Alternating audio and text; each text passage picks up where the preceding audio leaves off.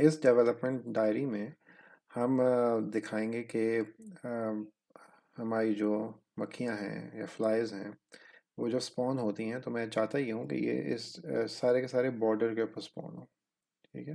तो अभी जो मैंने कोड लिखा है उससे क्या होता है कि ये कोड ये एक एक करके सारी फ्लाई यहाँ पे स्पॉन होती हैं। मैंने क्या किया था कि इसकी जो ऊपर ऊपर का जो बॉर्डर है इसको 16 हिस्सों में तकसीम किया, नीचे के बॉर्डर को 16 हिस्सों में तकसीम किया, इसके राइट बॉर्डर को 8 हिस्सों में तकसीम किया और लेफ़्ट बॉर्डर को 8 हिस्सों में तकसीम किया। इन सबको मिला के पूरा मैंने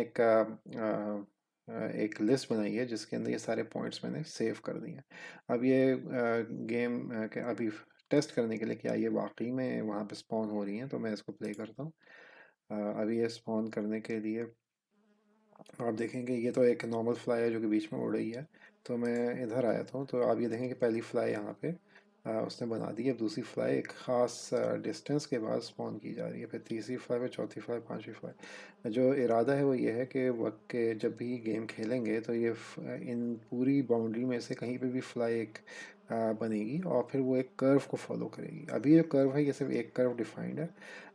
चाहता मैं ये हूँ कि या तो ये कर्व जो है वो खुद ब खुद जो कंप्यूटर है वो कोड से जनरेट करे, या फिर मैं कई कर्व्स ऐसा पहले से डिफाइन कर दूंगा, तो जो भी फ्लाई बनेगी वो उन कर्व्स को फॉलो करेगी।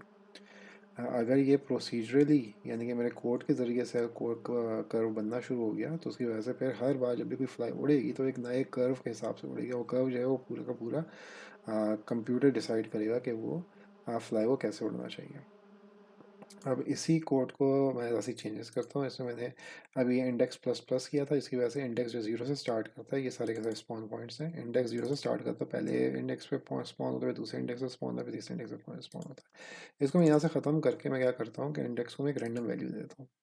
तो टोटल जो हमारे पास पॉइंट्स हैं जो कि बनते हैं उसका तकसीम करके वो 52 बनते हैं। तो अब मैं ऐसे ये कह रहा हूँ कि 0 से लेके 52 तक जितने भी स्पॉन पॉइंट्स हैं उनमें से कोई भी एक रैंडमली एक स्पॉन पॉइंट लो और उस रैंडम स्पॉन पॉइंट पे ये इस फ्लाई को इंस्टेंशिएट कर दो, इस फ्लाई को बना दो। तो इसको मैं सेव कर देता हूँ, इसको हम चला के देखते हैं। तो अब जब ये चलेगी तो क्या करेगी, ये पूरी बाउंड्रीज में से कोई भी एक रैंडम स्पॉन पॉइंट लेगा, वहाँ पे एक फ्लाई को ये जनरेट कर देगा। तो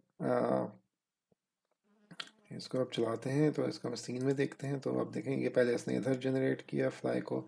अब ये जो भी फ्लाई जनरेट करेगा इसको बॉर्डर्स पे ही करेगा, लेकिन ये किसी रैंडम पोजीशन में करेगा।